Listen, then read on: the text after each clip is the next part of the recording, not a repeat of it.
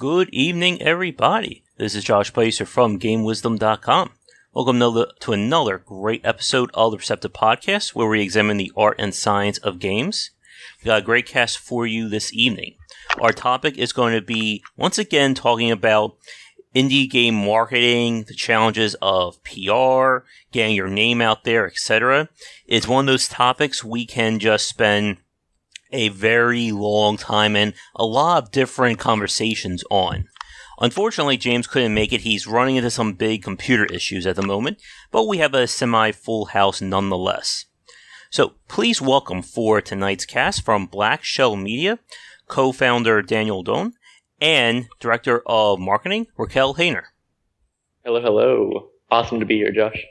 It's great to have you, Daniel. Oh. Hi, Raquel. It's great to have you on as well. So, how are you guys doing tonight? Doing pretty awesome. Just got done with a bunch of emails, and now I'm ready to rock on this podcast. Great. So, it's Sounds great. About right. It's great to have you both on tonight.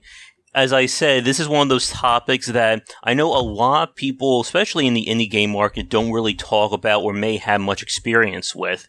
And it's one thing that it's kind of interesting how PR firms, and especially YouTubers such as myself and a few of my previous guests, are, I guess, giving their own experience and helping out developers these days.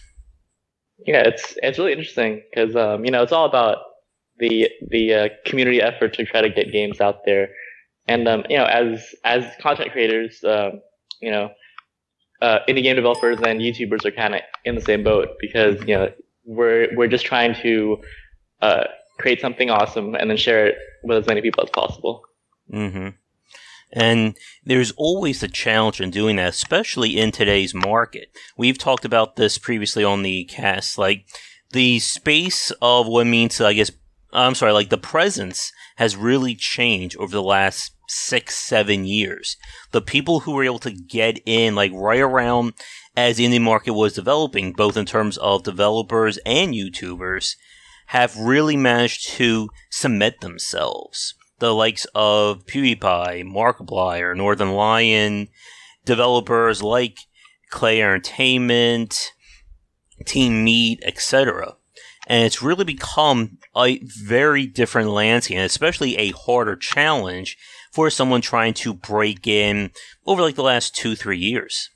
Yeah, it's quite difficult. I mean, when people first start on like a new platform, because YouTube was brand new back in the day, mm-hmm. and there was once a point in the game development scene where people didn't really make indie games. It was all about these like high budget, high production value games, mm-hmm. Coming from like large studios. But it's super hard to get yourself noticed, and I guess that's part of why, or that's part of the reason why I started Black Shell Media, was to be able to help people who are trying to break into the industry a better chance to get noticed, as opposed to them doing it themselves and potentially having a much harder time. Mm-hmm. And again, like as you're saying, the perception, I think, has really changed as well.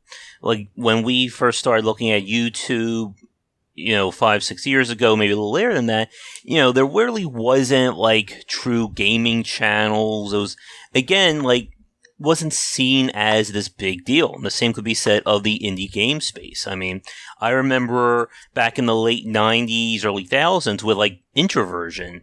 And like they were like this like hidden secret on the internet. Like very few people knew about them compared to, the likes of Mario, Crash Bandicoot, etc. And then over like the last 8 or 9 years, things have really changed for the independent space. And, there are so many different things we could talk about in terms of what has influenced that. Yeah, it's definitely a shift in landscape, because back in the day, like you said, with Introversion and Darwinia, it was like a super niche market, and they managed to hold people's attention for long enough to actually build that market. Mm-hmm. And indie game developers these days are riding on the coattails of such early adopters of the genre that is indie gaming. And yeah, it's quite interesting to see everything just build upon something that was started so long ago. Yeah, and the challenges, I think, have also really grown as well. We've, again, talked about how easy it is to make video games these days compared to 15, 20 years ago. But at the same time, again, just getting your name out there is such a difficult task. I made a post recently about where game reviews are failing, and what I said in there was that for every major success like Undertale or Stardew Valley, there's probably a few dozen developers whose game goes up on Steam and then, disappears within maybe less than a day. Yeah, I would actually argue that there's much more than maybe like dozens of dozens or hundreds of dozens. I mean, the thing with like Greenlight and like Steam is that it kind of allows almost everyone to be able to have a shot at being on the world's largest PC gaming platform, which is Steam. But the problem is that since it's kind of too easy to get onto Greenlight and to like pass Greenlight these days, that a lot of game developers are kind of putting the cart before the horse, per se, and just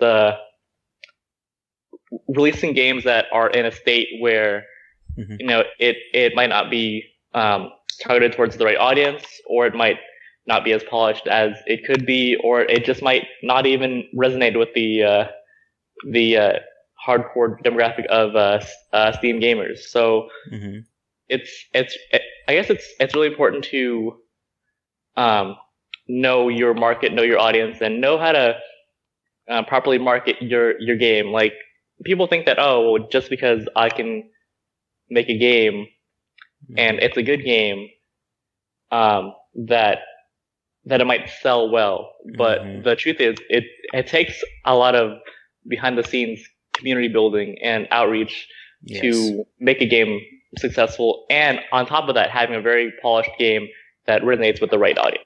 Definitely. I think that's one of the things I've really have learned, especially over the last few years with doing Game Wisdom. There's, as you just said, Daniel, there's that opinion that all you really need in the game industry is to have a really good game. And that is obviously an important part, but especially in these days, when you release your game, there's probably a few hundred developers releasing their game around the same time. And there's so many facets about running an indie game studio that a lot of developers, especially first time or even like the old guard transitioning from a major studio to running their own, tend to slip up on. And PR is definitely one of those big pieces. I go back to this example a lot, but for people who know and love The Darkest Dungeon, for instance, that was an amazing game, but they also spent a ton of time marketing, doing research, and handling the PR side in order to help make that game the success that it is today. Yep, absolutely. Yeah. I mean, honestly, people seem to think that, my game should be good enough because, my friends enjoyed it and I enjoy it, so people must enjoy it. But, quite frankly, it takes so much more than that. Definitely. Yep, and again, we could probably spend 20, 30 minutes right now talking about the state of indie game marketing and especially the PR side. But since it's both of your guys' first time on the podcast, I figure let's talk a little bit about what you do at Black Shell Media. So, Raquel, Daniel, whoever wants to go first. Sure, I'll let Raquel take this one since I've been talking quite a lot. Sure. All right. So, as mentioned, I'm the director of marketing at Black Shell Media. So basically, what I do is talk to hundreds of developers all the time and help them create a marketing strategy for their particular game and the genre it's in, and for them to be able to reach their goal and get their game out to the masses. So, I mean, this can be anything from creating promotions to handling accounts across all these different social media platforms, writing up press releases so we can contact, YouTubers, streamers, and the press. And yeah, I guess that's my job in a nutshell. Okay. Anything you want to add to that, Daniel? I think that covers quite a lot of what we do. All right. When did you guys first start up? We actually started up a couple years ago. Prior to Black Shell Media, we were making games as Black Shell Games, and our first game, Sanctuary RPG, took off, and then our second game, Overture, took off, and we were like, oh, maybe we're onto something here, because I used to be like a solo developer, working on games, and I was kind of clueless. And while I was making the game, I quickly realized that this game wasn't going to get any traction if I didn't pivot to marketing and building like an audience. So I actually had to like stop programming and stop with the game design and just double down on marketing. I've read like dozens of marketing books. I've talked to like so many people, and it's just I've learned so much about how to get like a game out there, and so I transitioned from being a full-time developer to helping other people get their games out there. Yeah, and that's a very interesting story, Daniel, because I've heard this from a few other developers as well. People who enter the game industry strictly from either a design or programming point of view, and then they sort of see their skill set or their knowledge base transition into PR or into other aspects, and then how things grow and change from there. Yeah, because it's definitely two different disciplines, like making games and marketing games. Yes, definitely.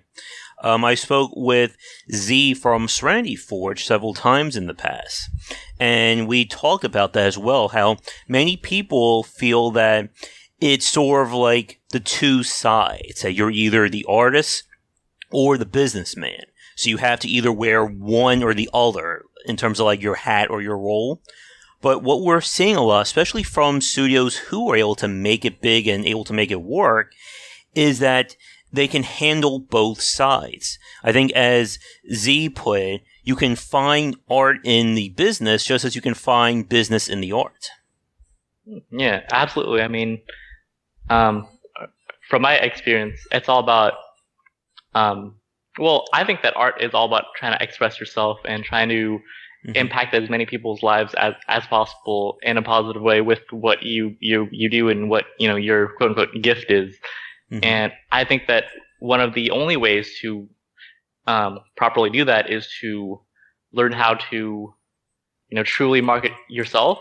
And if you don't, want to do the marketing, or if that doesn't interest you, then you should partner up with someone who does, because, at the end of the day, it's all about, expressing yourself in the most, it's all about expressing yourself to as many people as possible in the way that you want your work to be received, I guess. So it's all about trying to impact the lives of others, and through marketing, through art, it's kind of like a cycle of awesomeness. Yeah. So there's definitely a lot we can talk about tonight, especially in terms of PR and that side of things. So we'll see how the conversation develops. And like I said at the beginning, this is one of those topics where we're not going to cover this in one or two casts. There are so many different parts of this because a lot of this is really people trying to figure things out on their own.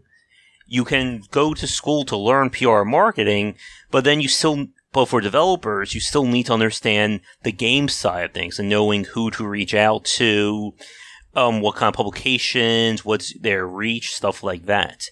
So, I guess this first question is going to be for you, Raquel. As you said a few minutes ago, your day-to-day job is contacting developers, setting up plans, stuff like that. from the developers that you've spoken to, and you don't have to give any names or anything, are there any common misconceptions or mistakes or little things that you see independent developers maybe struggling with, or like a common thing you need to help them out with? Oh, yeah. I think one of the biggest issues that developers, especially independent developers, have is that they think marketing is a one and done deal. You know, so they'll wait until the very last minute. So their game is already done, but they didn't do any marketing for it. And that right there is like, oh man. Yeah. Marketing is like, well, it's something you start since the very beginning of development. And to wait until the last minute, that's a lot of time to have to make up for. Yes. I spoke with a YouTuber, Stefan, a few weeks ago about the state of the game industry and game dev in the Netherlands, and he basically said the same thing as you did, Raquel, that he gets calls or emails from developers saying, my game's done, can you do marketing right now for us? And it's like, right. Why didn't you get in touch with me like 4 or 5 months ago? Right, exactly. So then I'll tell them, you know, and kind of warn them, like a minimum marketing strategy would be around a 6-month plan. And even then it should be, that's pretty short. So when they realize how much work it takes and how much it might cost, they can get pretty upset because all they'll want to do is like have one promotion and then have a ton of people just buy their game, but it just doesn't work like that. Yeah. Oh yeah, and that's one of the things I've been learning as well. As I've been saying on these casts, and I told both of you before, I've been trying to build up my social media presence over the last 2 to 3 months, because I really didn't do anything like that before. And part of that is, it's not as you just said, Raquel, it's not one and done. You can't just make one Twitter update and that's it. You can't just say, my game is out, and then never go on Twitter again, or never put up a Facebook update. And there are developers like that. I'm not obviously going to name names, but I've seen developers who, they're working on a game and there's no interaction between them and their audience. They're not on their forums. They're not on Twitter, Facebook, Google, whatever. And there's that common... the stereotype of the game developer as, the guy who just sits like alone in his house for, or in his studio for 3 to 4 years working on a game without any interaction from the outside world. And that probably, I should say, it did work during the 80s into the early 2000s when you're working with a major publisher who can do all that stuff for you. It's why the likes of EA, Activision, 2K, and so many more were able to succeed, because they handle that stuff. But when you're an independent developer, when you're a 5-10 man studio, you need someone to be able to do this stuff, because I'm sure, as no doubt you've experienced, waiting until the last minute to do any kind of PR strategy is just damning you right from the get-go. Right. Yeah, I get a lot of developers who come asking me to, write up a press release and send it out. And I try to make sure that they know every single time, like, one press release is more than likely, like, you won't probably get covered. Like, you have to send out press releases, for every update, for every milestone. And the more you send them out, the more likely you're going to get covered. Because you have to start out small, like with any game. Like, the first coverage is going to be by the smaller sites, the smaller review sites. And that's not bad at all. Like, you have to grow from there. Yeah. You're not gonna immediately get covered by IGN. So, yeah. Yep. And yeah, yep. I think good marketing is, kind of like, the exposure effect. So let's say that, as a non-gaming example, that a company wanted to market like a different kind of soda, I probably wouldn't buy the soda if I just saw like one billboard. But if I saw like maybe 2 billboards, a mention from someone on the radio, and then like a restaurant serving that soda, like I would probably try it out. Yep. And as Raquel just said, you can't just fire and forget these things. Like what I do today or very recently is I'm making multiple updates on Twitter, multiple times a day. I'm posting about what's going on, about, different takes on the same piece of information. But the idea is you never want your content or what you're working on to just completely disappear into the ether. Because then you run the risk of just no one knowing who you are when it's time to sell your game. Yeah, exactly. You have to keep engaged and active daily across every social media platform and indie game community, and just keep those updates going, or you're going to be forgotten and left behind, and a new game will interest others. So yeah. And I think one thing I see a lot of game developers, like the critics of this who talk about it, is that they say, games like Stardew Valley, Undertale, they weren't aggressive and they made, millions and millions of dollars. Everyone knows who they are. But I think it's important to remember that those are exceptions to the rule. Like we said a few minutes ago, for every Undertale, for every Stardew Valley, who knows how many games are coming and going and never being seen again. And even those games did have big coverage. They, of course, got mentioned by people like PewDiePie, Markiplier. They were able to get picked up by those major sites. So there was marketing done. It may not have been, a super aggressive campaign, but you still need to have someone or some company to be able to put the word out for you. Now, another part of this, and I think this is one thing that I've been experiencing, is trying to get in touch with people and trying to let people know about your work. This has been, I think, one of my biggest problems with Game Wisdom, is trying to reach out, because when you're trying to get in touch with people and reach out to communities, as we said, you can't do it without promoting yourself. And I know a lot of places, I've been trying to get in on Reddit and a few Facebook groups. Even if you have great content, if it's you talking about it, they don't want to hear it. There's definitely that animosity versus or for self-promotion that I've been seeing. Yeah, most definitely. I mean, back when I first started out, trying to promote games, people, or like some people, found it kind of annoying because it's like, oh well, like this guy's just promoting himself. But it's kind of interesting that it's all about the angle of attack. So let's say that let's say that on Reddit, someone was like, oh hey, I just did a thing, check it out. People are gonna raise their pitchforks. They're gonna be like, oh, like, burn this guy. This guy is horrible. But surprisingly, if you rephrase it, saying like, hey, I've done some research on this topic, and here's a way that this can help you guys out. I just want to share my thoughts. People will like react much differently because you're leading with the value. So that's what I always say. Always lead with the value. People are always asking, what's in it for me? What's how can this benefit me?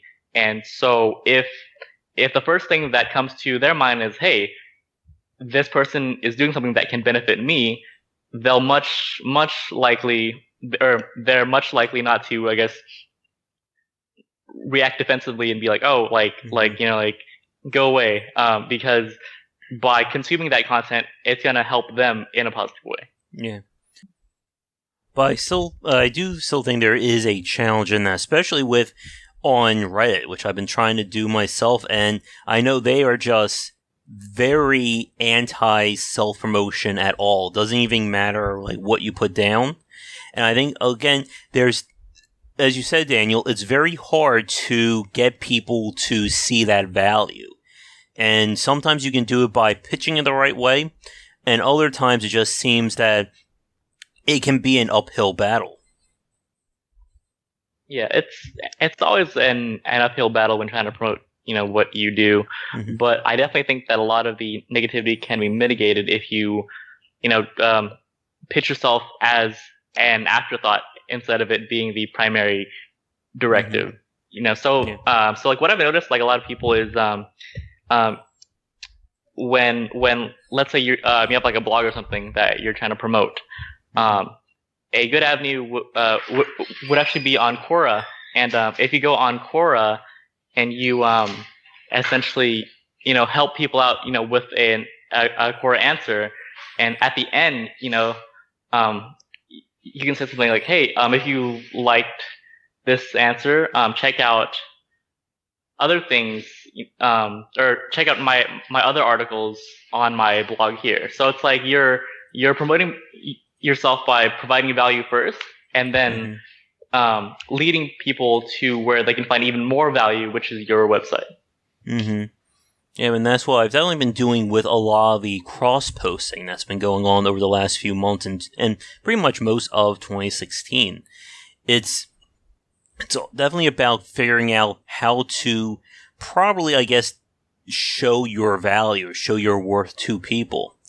And I think you're right about that, Daniel, that like the people who just go on saying, buy my game, or, here's everything that I wrote, go and look at it, you're going to get some really strong pushback. And being able to present things, and this is not only just goes for video games, but goes for marketing as well. Being able to present something in a way that's appealing to people, especially appealing to people other than yourself or, your friends and family, is a very important skill to have when you're trying to do this kind of PR work. Yeah, it's definitely important to, put your audience first. Because a lot of people, when they create content, obviously they're very close to that content, and obviously they love that content because otherwise, why else would they make that content? But they kind of fail to realize that, just because I love it doesn't mean that everyone else necessarily will. And if they don't love it, how can I frame it in a way that adds so much value to their lives and like helps them so much, or like in the case of indie games, gives them so much fun that they're gonna buy it, share it with their friends, and then create something that's kind of viral. Right. Yeah, that's like kind of the trick for places where self-promotion, like Reddit, is looked down upon. Is you have to use other methods in order for you to become viral so that other people share your stuff. That can be a tricky thing to do and accomplish. Definitely. And it's pretty much how the YouTuber generation has really been able to grow and basically make a name for themselves. Like, you can say your game is great and I love it, it's going to be amazing, and people are like, yeah, okay. But if you get someone like Total Biscuit or PewDiePie and any of the other major big gaming channels, if they say your game is good, that video is going to have easily 300,000 to 400,000 views, probably within like 2 hours of getting posted. Yeah, the trick, I guess, with good marketing is that you're not trying to promote yourself to the point where you get like millions of downloads, or even hundreds of thousands of downloads, but you're trying to market yourself to the point where people realize how much value you're offering, and then when enough people start realizing that, then they'll share it with their friends, who will share it with their friends, and that's how you go viral. But again, of course, the challenge is getting it in front of people in the right way, and that, we could probably spend 2-3 hours on that kind of topic alone. Yeah, it's a very in-depth topic. But I mean, it's all about trying, because some people find it like a little bit too much of like a how do I say this? Some people find it too difficult to like get started because they're kind of scared that they might fail, or that it's too difficult for them, or that they don't have enough time to do it.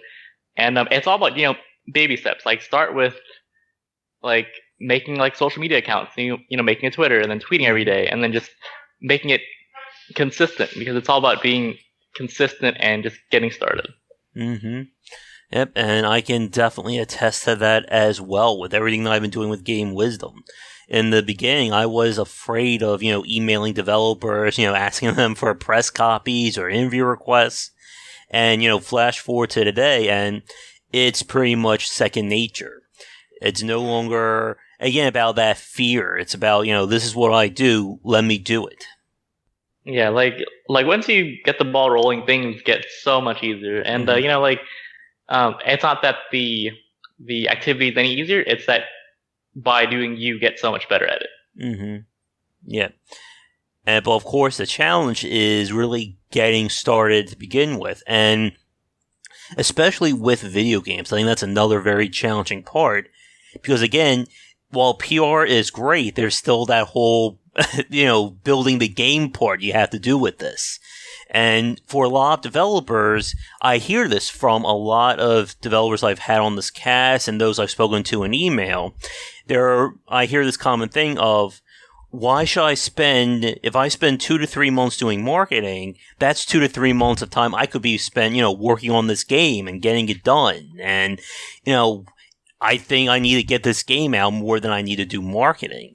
And I think, again, goes back to that, again, like that feeling of it being two sides. So you're either in it for the art or you're in it for the business. And I think a lot of developers have trouble finding that happy medium between the two. Yeah, I mean, if you're like an artist and if you're happy with, making something for the sake of making it and you don't really care how many people enjoy it, I mean, yeah, that's really cool. And like I used to, do painting and, I didn't want to sell my paintings. I just wanted to create for the sake of creating. But, if you want to actually, turn that into more of like a career instead of like a hobby, then it's all about, either, hiring someone to like help you out, or maybe like recruiting like a team member to help you out, or pivoting away from the development side and just doubling down on learning how to market, learning social media, learning email marketing, learning, just how to get your art, which is your game, to, more people. Yeah. And again, it sounds like very easy when we're talking about it, but I think anyone, I'm sure both of you can attest, it's not something you're going to pick up in a day or even like a month or two. It's a constantly evolving process. Again, every day you need to understand what's going on in social media. Whenever there's big news, you have to follow that. And trying to especially get your game out in, this massive sea of information is never an easy thing. Yeah, it's quite a challenge. Mm-hmm. Now, here's another question for you, Raquel. Again, for what you do when you're talking to and helping independent developers, I guess this is actually a good question because I was speaking to a developer privately about this. When you send emails out, now a few minutes ago, you of course said that it's a constant process, obviously.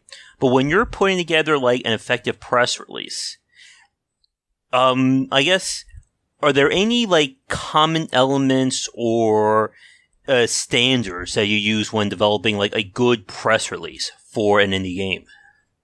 Oh, sure. Well, the first thing you want to do when creating a press release is definitely have a set goal and a set message in mind. Because there are definitely different kinds of press releases. I mean, for the very busy and top tier reviewers, I mean, they're getting, hundreds of pitches a day. Right? So, I mean, the truth of it is for them, they kind of just want a very simple and quick looking message. If they see a huge like wall of text, they're, going to want to skip it. So, I mean, for standards, I would say put in a few screenshots, bullet point features, 100%, like gotta do that. And more of like a paragraph or so description of the game. And always include your press kit.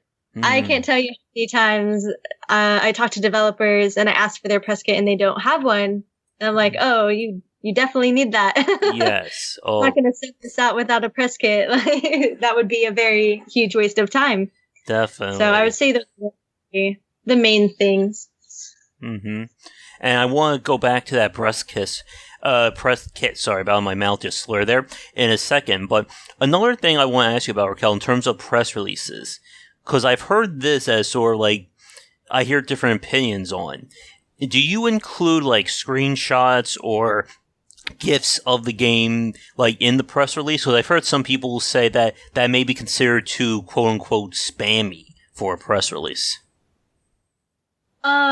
For the press release itself, I would only include like 2 or 3 screenshots of the game and gameplay, but then just provide the link to the press kit, which should have, dozens of awesome screenshots and videos and GIFs, basically. GIFs. I'm still having trouble knowing the correct pronunciation. GIFs, one of those. And I'm glad you said that, Raquel, because that's what I was thinking as well. Because I know, at least especially with Game Wisdom, that you need something to break up the text.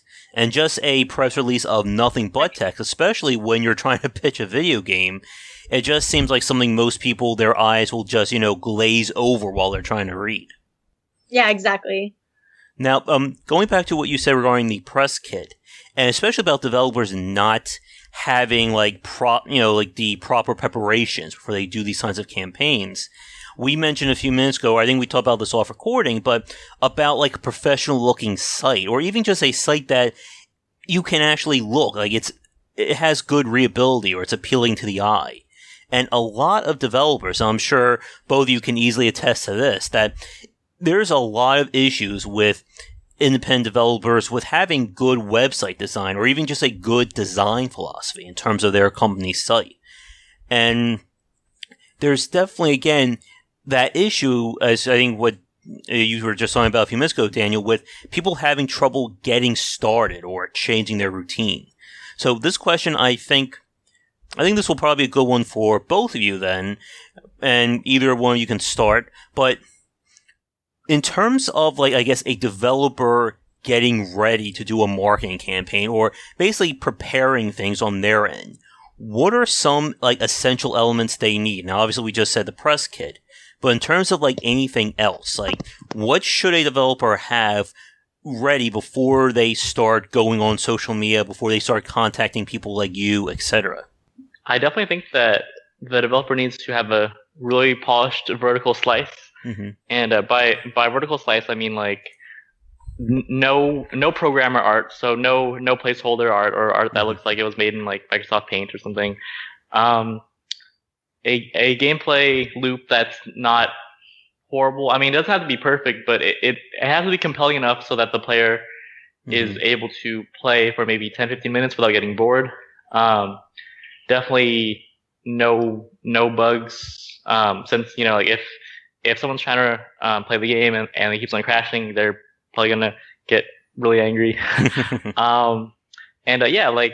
Like we've talked about, it's all about having the game look professional, both in terms of the actual game itself and your website if you happen to have one. A lot of indie game developers actually don't have a super professional looking website because they think, oh well, it's all about my game, and not necessarily about how I present it, in website format. But even if you don't have a dedicated website, there's ways to make a landing page that's super professional, like itch.io, GameJolt, platforms that allow you to have web presence, without you having to necessarily code one from scratch or hire someone to do it for you.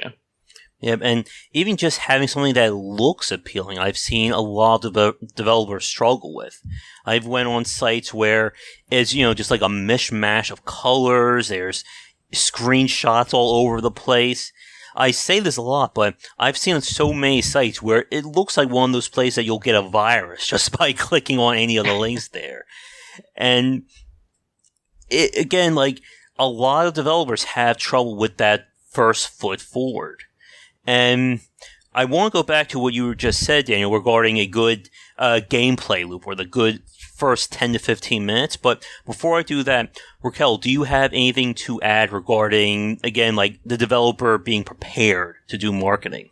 Right. Daniel explained it really well. And the truth is that every stage of development you're going to want, well, you're going to market your game in a different way. So the truth is like, as long as you have that vertical slice, like Daniel said, you'll be okay. Like you don't necessarily need an awesome trailer during the alpha stage or anything like that.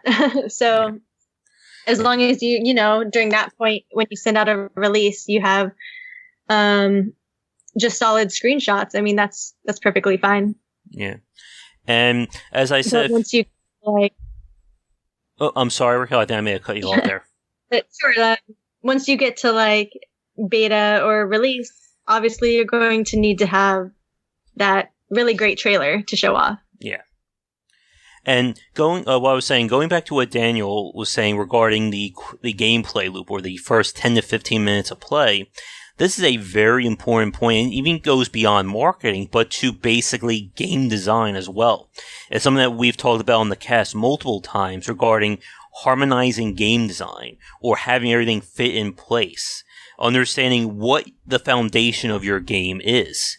And as we said earlier in this cast regarding how Greenlight has just really opened the floodgates so that anyone can put a game up regardless of its state or quality, it's becoming even more important to be able to nail the foundation of your title as soon as possible. And one of the things that we've seen, especially in the indie space, when games don't work out well or when there's developmental troubles, is when a game there's just no foundation to the game. There's nothing that says, okay, this is what the game is about. Instead, it's, oh, our game is this, this, and this, but now we're going to change it, or let's add 10 new systems, or let's just add multiplayer, halfway through development.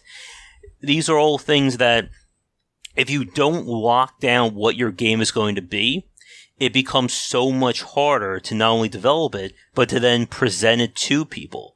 And I'm sure both of you, especially with doing PR and work at Black Shell, have probably seen, all kinds of games in terms of varying states of quality, or even just varying states of like what the foundation of their game is. Yeah, it's pretty easy to get lost in the feature creep if you don't really nail down what your game's all about. I mean, a lot of games, a lot of the best games actually nail down their core feature set within the first, I'm gonna go out on a limb and say this, but like within the first week or two of development. Case in point, like Vlambeer's Nuclear Throne, which was a huge success.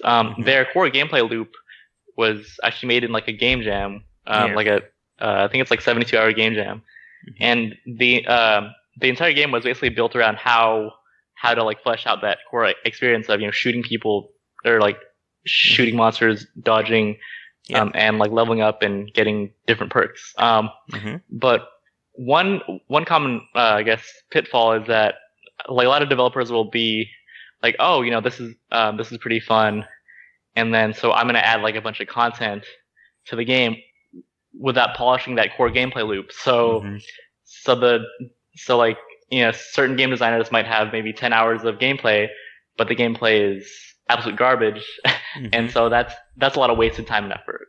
Yeah.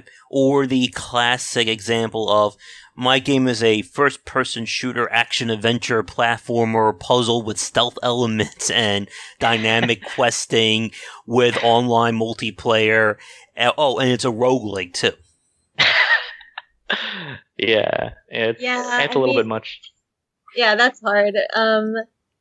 It's pretty rare for developers to successfully implement a mashup, so to speak, of genres. I mean, very rarely it'll work out if well done, but if you try to just combine too many features and genres together, it's not going to work out, because a lot of players, especially on Steam, they're very like hardcore RPG or hardcore roguelike, and they don't want to spend their extra cash on a game that has all these elements they're not particularly interested in.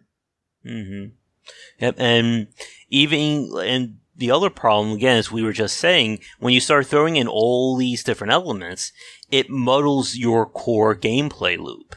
Even like very weird or very out there games, the ones that work still adhere to, again, that basic foundation. What's like 10 to 15 minutes of your game is like. We just mentioned Nuclear Throne, but something like The Binding of Isaac. It's a very weird looking game, very unusual imagery, but it never, steps beyond what that core foundation is. And a recent example that I've been talking more about would be going back to one of my favorite games, The World Ends With You, which is a crazy RPG with systems on top of each other that are so weird, like you wouldn't think it would all make sense, but it all feeds back into that same core gameplay. So instead of it being seen as discombobulated or stitched together, it feels like one solid design. And that is definitely something that makes the most successful indie games, when it feels like everything is working together. And I'm sure for you guys, when you do see those games, when they come across your desk or your email or whatever, and you see a developer who really knows their foundation, it's just like, like an aha moment compared to the other ones that you've seen and looked at. Yeah, I definitely think it's like a learning experience though, because a lot of developers, this might be their first game, and so they're super excited, and they might just want to toss everything into their quote unquote dream game, and that's perfectly fine. I mean, everyone has to like start somewhere, but when it comes to like trying to turn it into a career, definitely just focus on perfecting one core game loop instead of just tossing everything into the same pot. Yeah. And you can, as I said, you can really see the difference, especially not just in the success of the studios, but in the quality of the games themselves. One of my favorite indie studios recently would be Clay Entertainment, who have not only been able to succeed as an independent studio, but they're one of the few developers who have done early access right. I don't think they've had like one... I think maybe like Shank 2 may have been their only game that I think has few more negative reviews, but they've never, had the out and right, horrible, 2 out of 10 game. And I think a lot of that, again, is just standardizing their practice and knowing what they do, what works, and then just refining that to a point that they can apply to any one of their games. Yeah, like one more important thing I'd like to add though is that it's all about getting the right feedback, the right feedback at the right time. Yeah. Because a lot of developers, they might be holed up in their ivory tower just coding away for months on end without really, getting true player feedback. They might think that, or they might be married to their idea that, oh, I want to make this, roguelike platformer with penguins, and they're like, oh, this is gonna be awesome. It's gonna be giant penguins. It's gonna be robot giant penguins with like flamethrowers, and so they're just stuck on that. But like, what if people don't like giant robot penguins with flamethrowers? So it's all about, I guess, adapting your core ideas and getting feedback from actual real players, and then giving players what they want while also staying true to your vision of the game. So I guess, long story short, talk to gamers and find out if they actually like what you're doing. Yeah. And that I think is another really good point, Daniel. And we see this with a lot, especially with like first-time developers, as you said, that there is that God complex of, this is my game, my vision. If you don't like it, get the hell out kind of mentality. And we see this especially with a lot of like younger developers. Like we've seen over the last few years some major blow-ups from like first or very early independent studios of having, those PR disasters. And there's definitely that, push and pull between how much do I, keep to myself? How much do I let out early? And you'll hear this from different developers. Everyone has their own opinion on this matter. I've spoken to a few developers who they basically say the second my game is ready, it's going on early access. I want everyone to see this and let me know what's going on. And then there are developers who are like, I want this game to be perfect and then I'll show it to people. And there are pros and cons to both approaches. And I think, as we've said, especially with like PR and marketing, it's all about developing your skill, understanding what works, and again, applying it to your desired project or your desired product. Yeah, I mean, in the marketing world, it's all about testing. Mm-hmm. And I think that also applies, to the game design world because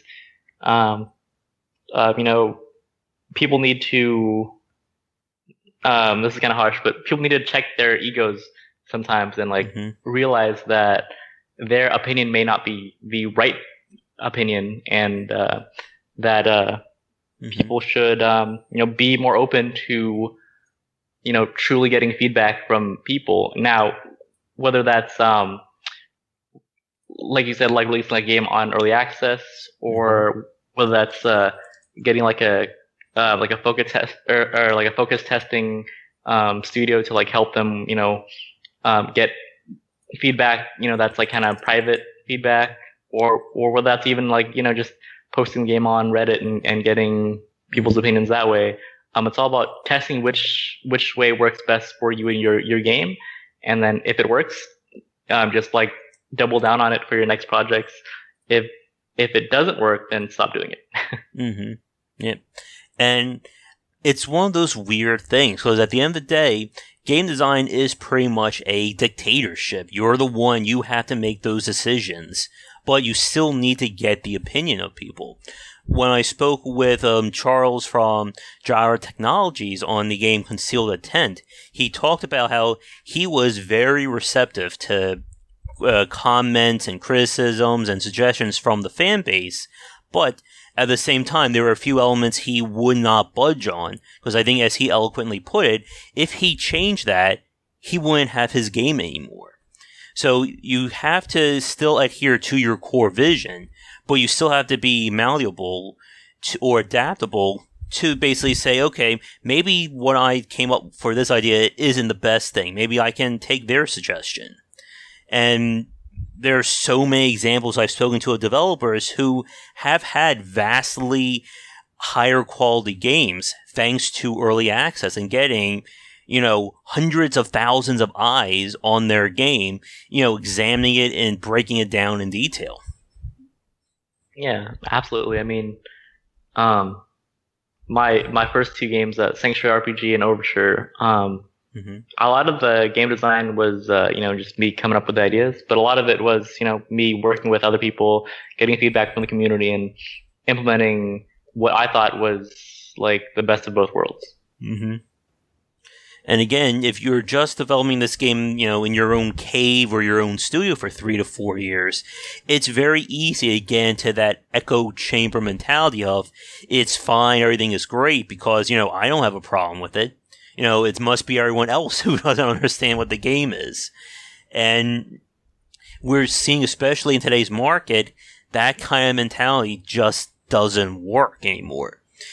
As we've said over just about a course of an hour in terms of this recording, but you cannot just, fire and forget your game these days and expect it to sell. We've seen so many smaller, like mobile developers on Steam, the App Store, etc. They put their game up and, lo and behold, in less than like an hour, it's gone off the front page, never to be seen again.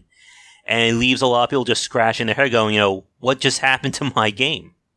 Now, I guess another part of this, especially we've spoken about PR marketing all throughout this cast, one of the bigger challenges I think both of you can attest to in terms of getting the game out there, and this is one thing I'm really curious about, especially for for the marketing and PR side, because again, this is something that most developers aren't experienced with, is with the, I guess, a quote-unquote YouTuber generation. Now, obviously, for you guys at Black Shell, you've no doubt have interacted with YouTubers of, all kinds of outreach and popularity. So I guess, I think we'll start with you this time, Daniel, for this question.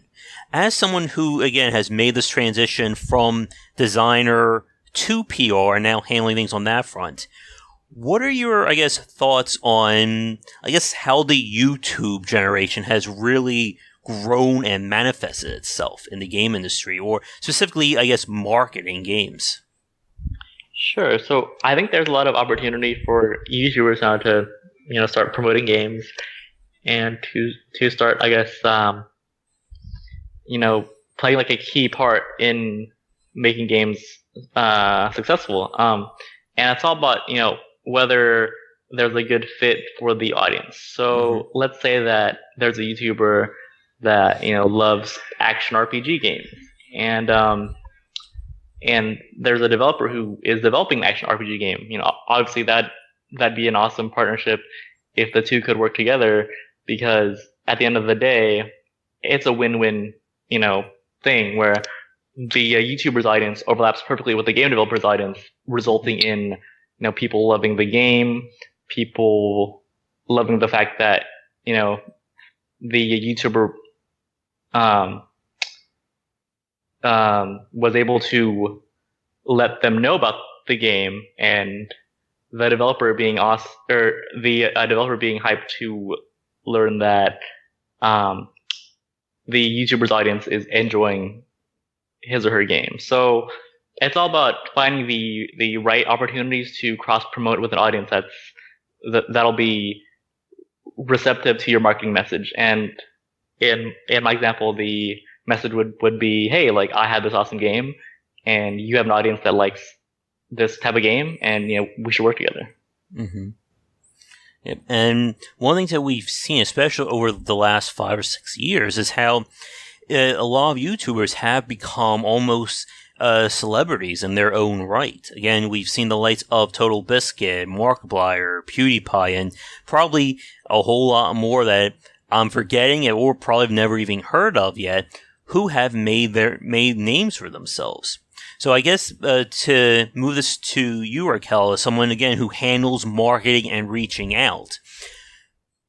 When you're reaching out to, like, YouTubers as opposed to, like, developers or members of the press, do you, like, handle your marketing any different, or do you communicate to them in a different way or present the game differently, I guess? Sure. I think when it comes to, you definitely change your voice, I guess is the best way to say it, when you're reaching out to YouTubers and streamers rather than the press, right? I mean, to the press, you want to be professional and to the point, but to streamers, I mean, they're gamers just like you who just want to have fun. So I think one of the easiest ways actually to talk to YouTubers and streamers is to just stream yourself, because a lot of other YouTubers and streamers enjoy streaming with other people. So Black Shell Media, for example, has, their own Twitch streaming thing, and a lot of YouTubers and streamers out there just want to play with you. So it's a lot more casual, definitely. Okay. Now, one of the things that I want to touch on, and this may be a little too big for this podcast conversation, but I just want to point out, because I know someone will most likely bring this up, but there's also the issue of quote-unquote corruption with game journalism, whether it's people essentially being paid, under the table to look at games, the problems with review scores. I made that piece a few weeks ago regarding the problems of the 7 to 9 review scheme. And even just, again, I guess there's a lot of people, I'm not going to, again, name names, but looking at various game communities or development communities, there are a lot of people who have really, I think they've grown to despise the streamers and the YouTubers, essentially dictating, what games are shown, what games are popular, etc. So this question, again, it's probably too big to get into too much detail now, but for both of you, and again, especially with Black Shell Media, what are your thoughts on this sort of, again, this concern about corruption when it comes to reporting games and game journalism? I think I'll let Raquel handle this one. I mean, I don't personally have any experience with. Do you mean like just what do I think about buying reviews, or yeah, about like this? Right? I mean, it's entirely fake anyway, and the community is going to find out and know. Just everything about that is such a terrible idea. Yeah. I guess to sort of elaborate on that question, Sure. Sort of like, I guess, what are your thoughts on, I guess, the quote-unquote lack of standards when it comes to looking at games? This goes back to my piece, again, I wrote about game reviewers, but when you look at things, whether it's with a website or with a Twitch stream or YouTube channel, there is nothing that essentially, quote-unquote, qualifies someone to look at games, which on one hand is great, anyone can do it. But at the same time, it's very hard to, separate the signal from the noise. And I've heard a lot of horror stories from developers about how, how someone who promotes stuff on YouTube may get something wrong and thereby this game gets screwed because someone didn't do their research or something along those lines. Oh, yeah. Yeah, that's definitely a challenge. And I mean, in my opinion, the only way to battle that is for you to just contact them yourself and be like, like we've gotten reviews that aren't always so good for our games, but then the writer or the reviewer wouldn't mention like this game is in early access, so what they say is, pretty unfair. So yeah, we would just have to keep updated with the reviews and who's talking about you. And it's an effort and a constant action of reaching out to them and having to correct any misinformation. But yeah, I mean, that's definitely just a struggle. Yeah. And it's one that, again, it's something as a developer you don't really think about all that much. It's not on your plate compared to, again, developing a game. But as I think you two can definitely agree on, once you start doing marketing and PR, it really becomes a part of your job. It's not something that you can say, oh, I'm only going to post something on Tuesdays each week, or I'll make an update once every 2 months and that'll be enough. It's something you have to do day to day. Yeah. When it comes to everything, when it comes to self-promotion and community development and reaching out, it's just a constant work. All right. I know we are approaching a little bit over an hour, so I think we will begin to wrap things up in the next few minutes. So far, this has been a great cast, and as I said, this is one of those topics that it's not going to be easily solved or easily explained in a few casts. And I'm sure pretty much 100% that we'll be coming back to talking about PR and marketing with more guests and more conversations in the future here. So we'll probably begin to wrap things up. Again, I'm sure we could sit here and chat for 2-3 more hours, but I'm pretty sure you two are very busy, so I don't want to keep you all day long. Sure. I guess to begin to wrap things up, I guess first off, and this is for both of you, in terms of marketing and PR when it comes to video games, are there any aspects of it or any details we haven't touched on yet in this cast that you would like to bring up or point out right now? And either of you can go first here. I guess I would have to point out that marketing is not evil. There's this underlying misconception, that, marketing people are out to get you. Marketing people are, always trying to get you to buy things. But the reality is that marketing is all about finding the right audience for the right product. And so if done properly, marketing is absolutely not evil. Mm-hmm. Okay. And yep, I can agree to that. And I'm sure, again, this is one of those things for developers listening to it, they're probably, shrugging their shoulders going, yeah, right, that kind of thing. But I can attest to that as well. You have to, if you're going to be in the public, if you're trying to make something appealing, you have to do marketing. And as I've said multiple times in posts, if you have no interest or no skill or you don't want to do it, then get someone who can. It can very well mean the difference between your game, again, getting in front of the eyes of people or disappearing off of Steam within 12 hours. For you, Raquel, do you have anything to add? I mean, we generally covered the basic topics, but I would just say, especially as an independent developer, make sure that the masses know that there's a face behind the game. Don't just code all day long. Get involved with the community. Like, self-promotion isn't just putting out stuff about your game. You want the people to realize that you are a person, and they like knowing that, you know?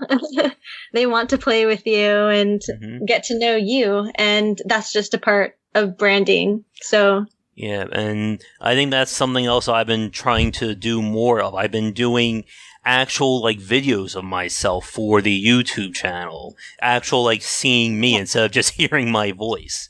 Yeah, that's great. And but it's not great when you're a 10 for 10 introvert. That it takes a lot to push you into that. But as I've said multiple times on the cast, I think Game Wisdom has really helped me with becoming more extroverted. Again, having a conversation with the two of you today, that probably wouldn't have happened 7-8 years ago. Being, in front of a camera on a day-to-day basis, that definitely wouldn't have happened 7-8 years ago.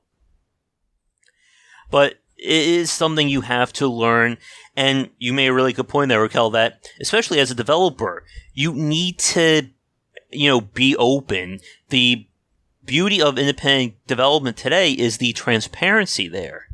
And you have to leverage that. You need people to know that it's not just, you're not, person 50 on the game development team at EA. This is your game. This is your project. Right. It's good for people to know that you're not just trying to, put out a game to make money. You want to show, this is your baby, and I am the person creating it, and be proud of it. And it sends a good message. Yeah.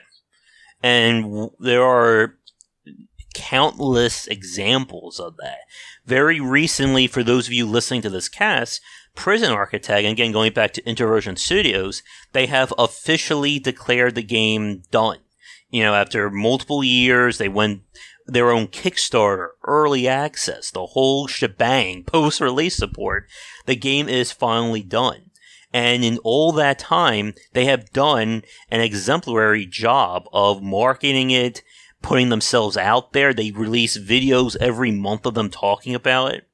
And I think it will go as, the poster child example of how to handle PR and early access and all that stuff right. And it is something that I think developers should be taking notes on, especially if they're trying to sell their own game. And going back to what Daniel was saying earlier in the cast regarding, again, pitching that core gameplay loop.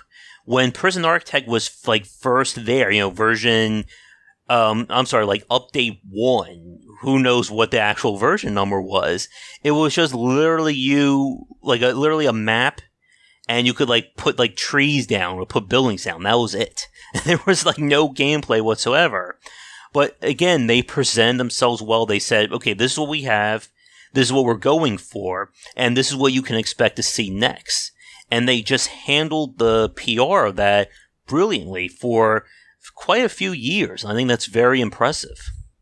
Yeah, it's all about being really transparent with the community, and and it's all about not being discouraged, because Introversion's been making games and marketing games for quite a long time, and this is this is definitely a very long journey of theirs. So yeah, it's never too late to start marketing. So for all of you game developers listening right now, if you haven't started yet, start now. Yes. And that actually brings up a good question that I want to ask. I want to ask Raquel about. Again, going back to, your job of setting up these PR campaigns, doing marketing, etc. For games that are going the distance, I'm talking about a game that's going on early access with, a plan, maybe 1 to 3 years on the platform, or something that's long term, like Prison Architect or Kerbal Space Program, or even like a game similar to Minecraft, that it's a game you're not going to have a finished game for a very long time. When you're approaching marketing for a game on that caliber, when it's something that's not going to be out in 5 to 6 months, how do you, alter your marketing strategy when we're talking about these, massive game development projects? I mean, in that sense, the phases of development aren't too different, except for the fact that, they're just spread out longer. So it's not that huge of a difference. Because, during the beginning of development, sure, you'll do less of social media platforms because you don't exactly have the content to post, but in that sense, you would go on like TIG stores or Reddit and IndieDB to just start making a name for yourself and let people know who you are and gather player feedback. And then, those sources become replaceable once the game is actually released. So for longer scoped and bigger scoped games, I would just say, you need to put down a timeline. Like that's where I start is you set goals for alpha, beta, early access, and full release, and promotions come in waves, 100%. So you just have to make sure that between each of those time periods, you have something going on, whether it's just social media or a viral video or a contest even, or a giveaway. There are just so many different strategies you can use to fill up that time. So as mentioned, just you got to keep it going and keep it constant, and don't forget, and don't just go a couple months without promoting. Yeah. And I know we just touched on this kind of long-term game development, but that is definitely a podcast-worthy topic in and of itself, and we could probably spend easily another hour talking about that. But I think that's a good summation for at least right now. I guess I am just about out of questions for both of you, so we will probably wrap things up. I guess for my final question then, for both of you, do you have any final thoughts? Anything you would like to, end the cast on? Raquel? Not too much. I'm glad I got to be here and I got to talk. I always love talking about games. So, yeah, thank you for having me. Yeah. Thank you so much for having us. Because, I've been following Gamevism for quite a while, and always love the awesome game design content. And I was like, maybe I should reach out to Josh, and here we are. So, yeah, thank you so much. Awesome. Thanks to both of you for coming on. And, yeah, it's always great. I think anyone who's been on this cast knows that I can talk about game design, till the cows come home, basically. We can, who knows how long we can get going if there wasn't, those annoying limits of food and thirst and hunger and all that stuff. But I think, again, it was a pleasure meeting both of you today. Definitely wish you the best of luck with Black Shell Media, and it'll be great to have you both back on again, maybe in the future. Sure, yeah. Sure, absolutely. Great. So with all that said, we're going to wrap things up for today's episode of the Perceptive Podcast. For those of you who've been watching, if you'd like to support Game Wisdom, we of course have multiple ways available. First, if you'd like to write a guest piece for the site or be a future podcast guest, you can find information and links under Submissions Wanted on the front page. We are always looking for new guests, be it student, enthusiasts. As long as you're interested in talking about the industry, we'd love to have you on. For more information on that, you can email me at josh@game-wisdom.com. To follow me on Twitch and Twitter, you can find me on there under GW Bicer for updates of new content as well as my thoughts throughout the day. Be sure to subscribe to the Game Wisdom YouTube channel. There should be a link to that on the front page. And you can just find me on YouTube under Game Wisdom. There you'll find my collections of Let's Breaks, video examinations, indie spotlights, live plays, and even by the time you're listening to this now, the start of my own weekly live show, which will, of course, again, going back to putting yourself out there. I think that's the ultimate example of that. And last but not least, if you'd like to support Game Wisdom directly, you can find us on Patreon under Game Wisdom. Donations would be really appreciated. They will allow us to have the monthly funding we need to keep going while supporting ourselves. It will also mean more content for you folks to enjoy, and there's of course some great rewards as well. So, I think with all that said, we'll end things here. Again, Daniel, Raquel, it was a pleasure having you on tonight, and definitely love to speak to you guys again real soon. Sure, yeah. Yep, Thank you. Yep. Thank you so much for having us again. Awesome. All right, so with that said, we'll end things here. Thanks again for tuning in to the Perceptive Podcast. Have a great rest of the week, and we will talk to you again next time. Take care.